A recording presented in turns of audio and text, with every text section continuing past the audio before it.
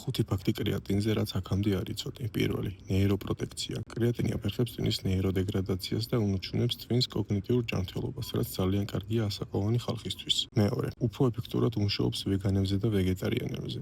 ადამიანი, რომელიც ხორცით არ იკვებება, დამოკიდებულია მხოლოდ თავისი ორგანიზმის სინთეზირებულ კრეატინზე და სწორედ ამის გამო კრეატინის დანამატის სახით მიღების შემდეგ მათი ტვინი და კუნთები უფრო მძაფრად რეაგირებენ კრეატინზე. მესამე, ამაღლებს განწყობას და აქვს ანტიდეპრესანტული ეფექტი გონებაზე. კრეატინი აუმჯობესებს ტვინის ენერგომეტაბოლიზმს და სეროტონინის აქტივაციას.